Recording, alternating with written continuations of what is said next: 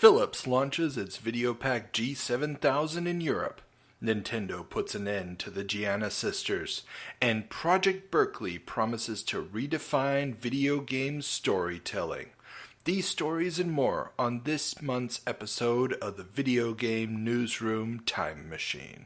I've been waiting a long time for a chance to say this. Stop the presses. Requiescat in pace. What is up? It's me, Mario. Please save me. Welcome to the December 2018 episode of the Video Game Newsroom Time Machine, where we'll be looking at what was making news in the video game industry this month, 40, 30, and 20 years ago. As always, I'll mostly be using magazine cover dates for the 20 and 30-year jumps, while relying on newspaper articles and historical documents for the 40-year jump, as there weren't many dedicated gaming publications on the market yet. So, without any further ado, let's jump back to December of 1978. Let's start out this month by following up on one of our big stories from last episode, where we talked about the shouting match that broke out at the Warner stock meeting in New York, where Nolan Bushnell got into a giant fight over the direction of Atari. Well, there's blowback, and it comes in the form of Nolan Bushnell being asked to hand in his resignation. Well, at least that's the somewhat official version. Letters actually written from Bushnell to the head of Warner Brothers actually describes how he wants to be basically written out of the company. And it's quite clear that he's been fired. So officially he's quit the position of head of the company and is now going to be a chief creative consultant. But unofficially, he's been removed from power, and Ray Kazar is now the head of Atari. We're going to see some more side effects of this move in the coming months. So, keep your eyes on that news. In other Atari-related news, Atari announces that the 400 and 800 lines of computers. Now, they won't be introduced formally until Winter CES, which comes in January of '79, and we will be talking about those again next month. But the announcement that Atari is getting into the computer business is definitely a big move, because they are a company that has the muscle of Warner Brothers behind them, unlike most home computer companies at this point. Speaking of big companies that have some muscle, Phillips, the giant Dutch electronics company who had already bought Magnavox back in 1974, not only taking over their Odyssey production, which wasn't that big of a deal, but to help launch the Laserdisc system, they have launched their VideoPack G7000 in Europe. Now, this would show up later on in the United States in '79 as the Odyssey 2. Now, this was a cartridge-based system, unlike the previous Odyssey, which just basically had interrupts on some cards that you plugged in, and was a full-fledged game system. But even more than that, it came with a membrane keyboard. It was the first console to do this, one of the very few actually. And this system would not really make too many waves in the United States, but would actually have quite a decent presence in Brazil and throughout Europe.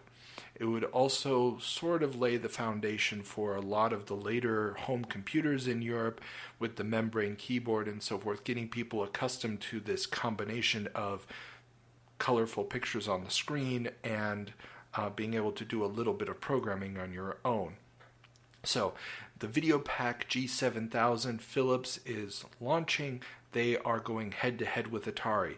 It's not as pretty a system. The resolution isn't as high, the color depth isn't there, but the fact that you might be able to program it on and so forth does give it a different edge, a different feel, and in many ways, I think, was probably designed to appeal more to the European audience that wasn't going to really warm up to game consoles until the PlayStation 2 really era would hit. Finally, in 1979, we have a report from the New York Times going into the Christmas season. It's from their December 14th edition, and they're predicting big growth in the electronic games category. This is a quote from Peter Oxley, president of FAO Schwartz in New York, one of the big toy stores there. Of course, it would be a very big year, and the exact numbers are something that, again, we'll be looking at in January. So, that's all for 1978 at this point. Let's move on to 1988. Let's start out in Europe, where licensed games are all the rage still. Games Machine magazine is predicting that the top sellers for the season are going to be Afterburner, Operation Wolf, Thunderblade, Double Dragon, and R-Type, all console ports to home computer systems. And in related news, SSI, Strategic Simulations Incorporated, I believe, the makers of D&D licensed games in North America, finally get a UK publisher. And so that publisher, unfortunately, is US Gold. For those of you who weren't privy to the home gaming markets in Europe, US Gold was a UK publisher that had started out by bringing in games from North America, mainly for the Commodore 64, and then often would make their own ports of those to game systems like the Spectrum and the Amstrad CPC. They also then started getting into making their own games, most of them absolute garbage. While in North America people had to suffer through LJN titles, we typically had US Gold ones, especially from developer Tiertex. Now, some of the games that SSI had already been publishing in North America were things such as Curse of the Azurbans, Hillsfar, and so forth. Now, in order to get these games into the European market, they were going to have to do something, because most European markets, especially England and Spain, were still largely cassette-driven media. So the extremely large gold box role-playing games, which required multiple discs, simply were not going to be doable. Instead, US Gold also acquired the right to develop their own D&D licensed games through this deal, and that led to such quote-unquote classics as Heroes of the Lance and Shadow Sorcerer. Trust me, you have not missed out on anything, and you really should not touch these things with a 10-foot pole, unfortunately. And finally, in licensed news, Cocktail Vision, French developer of graphic adventures, has acquired the license to Emmanuel, the series of soft porn erotic films started in the 1970s based off of a series of novels. And yes, that game was released, and that's pretty much the best thing I can say about it. So, hey, why should the Japanese have all the raunchy games, right? Now, people who probably should have bought a license were Rainbow Arts. Now, Rainbow Arts was a quite prolific German developer at the time. They worked together with great programmers like Manfred Trenz and Factor 5. Now, unfortunately, they got hit with a cease and desist order from Nintendo. This stopped the sale of a game called the Great Giana Sisters. Now, anybody who's played the Great Giana Sisters, I'm not talking about the remake that came out around 2015, but the original Great Giana Sisters, and if you had a Commodore 64 or an Amiga at the time, believe me, you had a copy of this, even though the Amiga version never hit shelves. It was a fairly faithful adaptation of Super Mario Bros. Now, unfortunately, the Amiga and the Commodore 64 typically did not have two-button joysticks, so a few of the features, such as the faster running, were omitted. Some of the bonus powers were adapted and changed, but other than a graphical overlay, it was Super Mario Bros. An amazing version of it, especially given the hardware it was done on, but that didn't change the fact that it was a pretty blatant ripoff. They had to stop producing it. Giana Sisters 2, which was already deep into production, got a complete facelift and was renamed Hard and Heavy and released shortly thereafter. And it also made them a little bit more trepidatious about other games. A similar thing happened to them at the same time with a title called Denaris. It was also known as Catechus, depending on when you purchase the game. This was a shooter game developed by Manfred Trenz for the Commodore 64. A completely unrelated game using the same name was developed by Factor 5. And it, too, had a more than passing similarity to a little game called R-Type. Now, it was still a super fun game to play, excellent, and it was so professionally programmed that, unlike Nintendo, the rights holders for R-Type simply decided to put aside the legal proceedings against Rainbow Arts and just hire Rainbow Arts to actually develop the Commodore 64 port of R-Type. And quite a great port it turned out to be. Now, should Nintendo have just tried to get an official port of Super Mario Brothers onto European home computers? Well, considering that they really had virtually no market penetration, one statistic from Game Machine says that there was only one Sega or Nintendo machine per 625 people in the UK versus 1 in 10 Famicoms in Japan at the time. So there was really no reason to think that this game was really going to be moving a large quantity of NESs, and they could have made a few bucks off the side, or at least gotten people used to the characters. A missed opportunity, if you ask me. Now, who in the European console market is trying not to miss an opportunity? Well, that would be Atari, because for the Christmas season of 1988, they have decided to invest £600,000, and this is 88 pounds when the pound was still worth something, into promoting the sale of the 2600. You heard me right. On the cusp of the launch of the Mega Drive in the West, Atari is still trying to sell the 2600. You go, guys.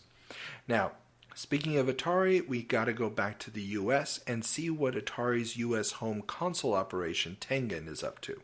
Now, according to Computer Gaming World, Tengen has signed a licensing deal with Mirrorsoft of England for the rights to a little game called Tetris.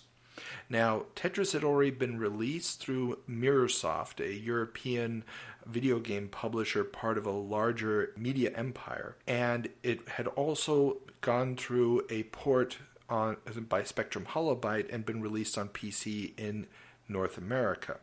Now, the license covers all video home formats, including the NES. Of course, this would lead to a lot of controversy. We'd end up with two different versions of Tetris on the NES, one released by Tengen, one released by Nintendo itself. We would also then see, of course, Tetris as the launch pack-in game for the Game Boy, which would pretty much mean that the Game Boy would become the super massive success it ended up becoming. Without Tetris, who knows whether or not the casual gamers would have picked up a $90 Game Boy as readily as they ended up doing. But that is a fight, a legal battle for another time. And I do recommend anybody interested in this back and forth that involves Soviet bureaucracy, double dealings, and everything else. It's a fascinating story. Please go to YouTube, the Video Game Historian channel. He did a wonderful, lengthy, detailed documentary on this subject. I cannot recommend it highly enough. So, in other news, and we will be talking about this further in later episodes, it didn't quite make the filing deadline for these for this month's magazines, but Atari does file a large antitrust suit against Nintendo in December of 1988, the repercussions of which will lead to unlicensed games being launched and a pretty decisive redefinition of what publishers can and can't do in the US market. Speaking of Nintendo, they've also announced that they're working with AT&T to create an online gaming service to allow access to games online and to play against other players. Now, a Famicom, that's the Japanese version of the NES, modem had already been released in Japan in September of 1988. Now, sadly, no actual modem for a Nintendo console would reach the US until the launch of the GameCube several generations later. But the prospect that Nintendo was looking at some kind of online distribution already back in 88 was interesting. Now, how much of it had to do with them wanting to keep the hardware going, keep it interesting for consumers, and how much of it was try to keep the headlines going even though they knew that Sega was launching the Mega Drive, is another issue entirely. Because that same month, Sega finally announces the US launch of the Mega Drive, it will be renamed the Genesis by the time it hits the US shores, is going to be September of 1989. Few more tidbits since we're already in the US. And the computer front, Commodore announces their Kickstart 1.3 operating system for their Amiga line of machines. Now, this is a slight improvement over the 1.2 operating system, but more importantly, together with this announcement, they announced that they're going to be selling Amiga 500 machines. This is the keyboard-based all-in-one system version of the Amiga that they had launched a year earlier, back in 1987. Now, it's going to be available at 7 retailers in the U.S., including Software Etc. and Electronics Boutique, both retail outlets that were almost exclusively video game oriented. At this time, they still had a little bit of productivity software, but for the most part, they are video and computer game software outlets. So the fact that you're going to be able to see a Commodore or Amiga in these shops is good, but this is coming a year after the product has already hit store shelves. And it's coming 4 years almost after the hardware was designed and developed. So you know that this is a little bit too little, too late. Now, in my personal recollection, I actually remember playing on Amiga 500s at a Software Etc. Back in the day. And this was back when I was still a Commodore 64 kid, just looking at these wonderful graphics going, ooh, yay, this is great. Unfortunately, however, it wasn't really going to change too many people's minds about what kind of system they need or want. And just to show how off they were with the market and not understanding the U.S. side of things, on the Computer Chronicles, and for those not familiar with it, it was a long-running television show that pretty much over a period of about 15 years told us week for week what was happening in the computer gaming industry. Go to YouTube, you can watch all the episodes. It's absolutely fascinating. And they did their big Christmas lineup, their Christmas buyer's guide, and they're talking about the ad-lib sound card for the PC. That should be on the top of your list in 1988. And the game that they're recommending is Manhole. This was an Alice in Wonderland-based adventure using a system called HyperCard. Now, HyperCard was basically, think of PowerPoint with branching path options. So it really wasn't your full-blown text adventure. You clicked on things on the screen. And this HyperCard system was very, very popular, especially on the Macintosh, where it was at home. And the company making it, Scion Worlds, would later develop this further and make a little game called Myst. Now, if you've never heard of Myst, basically the thing that made everybody want to buy a CD-ROM drive back in the 90s. Finally, before we leave 1988, we do have to talk a little bit about the JAMA Arcade Trade Show in Tokyo. The reports are coming in, and there's a whole bunch of neat new machines coming out. Some of them would become true classics like Taito's Chase HQ and New Zealand Story, Namco's Splatterhouse. the killer app for the TurboGrafx 16. And Capcom introduces a little game where you're jumping around, swiping this giant sword at stuff, clinging to walls. It's a game called Falcon. Now, I couldn't find any actual confirmation for this, but just based off of the accompanying imagery and the way the game's described, I'm pretty certain that this is the game that would later be called Strider. Okay, that's it for 1988. Let's turn on the time machine and make our last jump to December of 1998. Let's start our 20-year retrospective over in the land of the rising sun, Japan. Now, just a month previously, the Dreamcast had launched, and while the numbers still weren't available, and we'll be looking at those in the future, spoiler, they're good, but not great.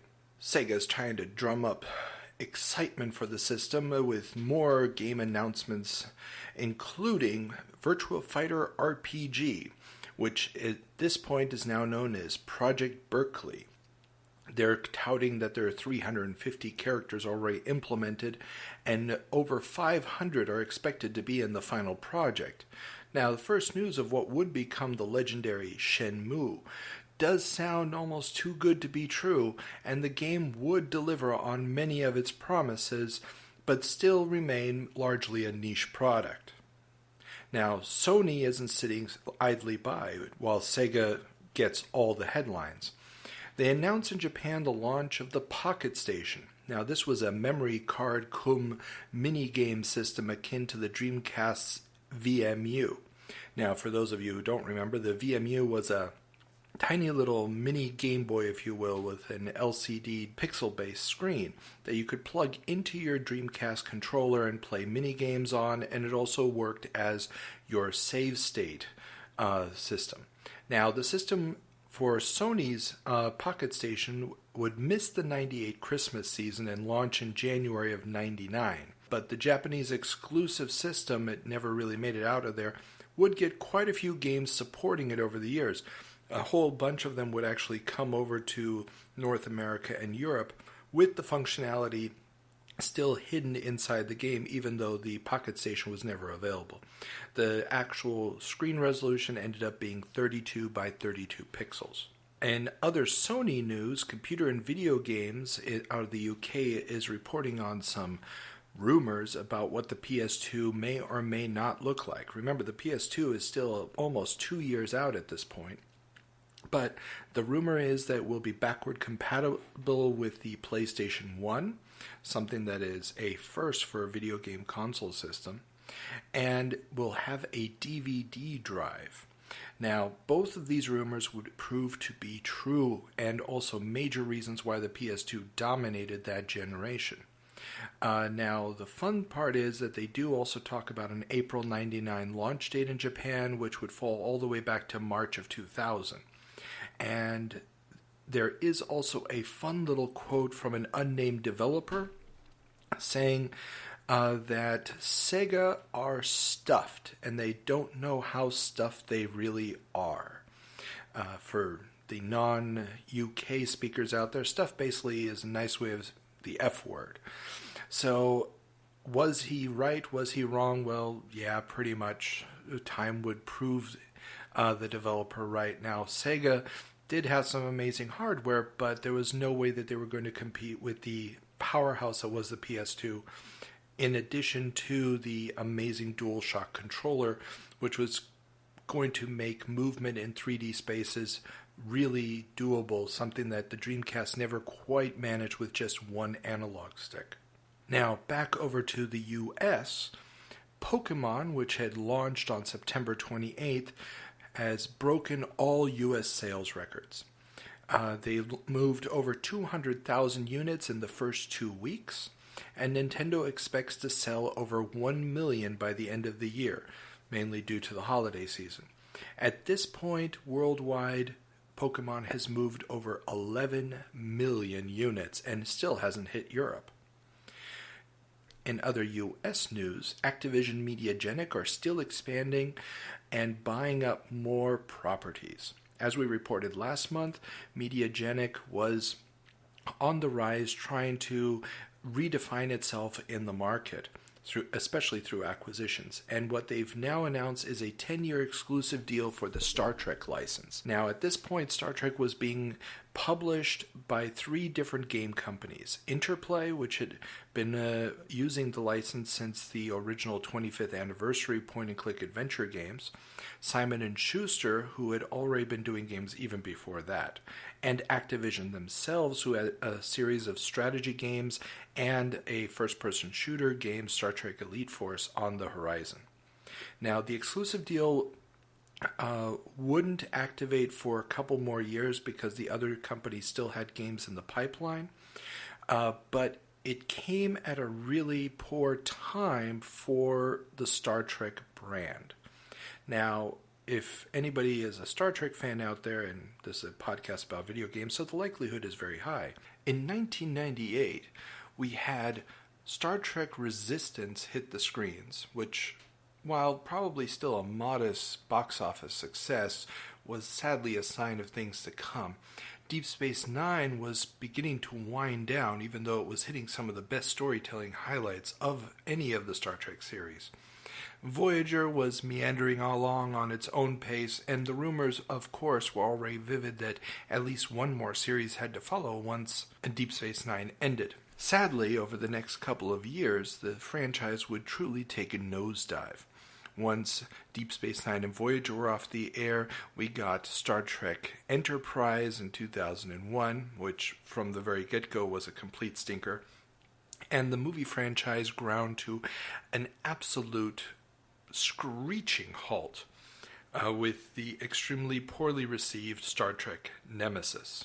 All of this ended up with a giant lawsuit in 2005 where Activision actually sued Viacom, that's the parent company of Paramount, the producers of Star Trek, for ruining the brand.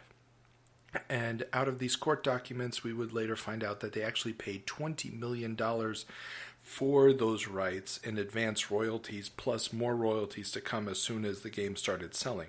Unfortunately, they never really made that much money back, or at least that's what apparently happened. Now, all of that would get resolved in 2006 when Bethesda would end up taking over the exclusive license, and, well, it would still get handed out around from company to company for many, many years to come. Speaking of lawsuits, in 1998, we're finally getting a decision, or the results of the decision, of MicroStar versus FormGen Inc. Now, FormGen was actually the holding company for GT Interactive, the publishers of a little game called Duke Nukem 3D. And MicroStar was a company that had done what many other companies at the time had done. They repackaged user-created maps for Duke Nukem onto CD and sold them. Now, this was a practice very popular in the early days of the internet, especially for first-person shooters, where it was relatively easy to create new levels, and there was a massive hunger for new multiplayer, especially levels. And so it was a legal gray zone of, can you just charge for these? Who owns them? How much of the material on these CDs is actually copyrighted by the original publisher, simply because they weren't adding new graphics, they were just reconfiguring the existing graphics. Not to get too technical with the legalese on this one, but the court looked at various issues. One of them was, can you use screenshots from those maps, even though those screenshots are using elements such as characters and textures that were actually published in the original game? And the levels themselves, are they now a derivative product? Are they somehow hurting GT Interactive's ability to produce spin-offs and sequels? The court actually starts to define this concept of separability of a derivative work. And this talks about how you can actually, is this a standalone product? Is it not a standalone product? Something that would probably become a very important deal later on with spin-off games that developed into their own things, like Counter-Strike. But for our purposes here, the judge comes down and says, no, you can't just pop these files onto a CD.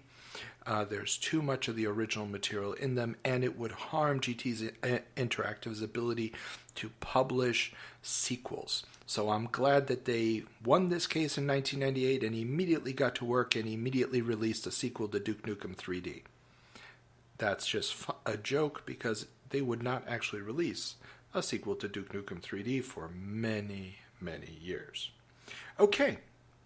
That concludes our wrap-up of the news for December of 1978, December of 1988, and December of 1998. I hope you had fun, and I'll see you next time on the Video Game Newsroom Time Machine. If you liked the show, please remember to subscribe in your app of choice. Also remember to tell your friends about it and leave a comment. If you have any questions for me, you can follow me on Twitter at Video Game Newsroom Time Machine or on Facebook at Video Game Newsroom Time Machine. Or email me at, you guessed it, videogamenewsroomtimemachine@gmail.com. Until next time, have fun.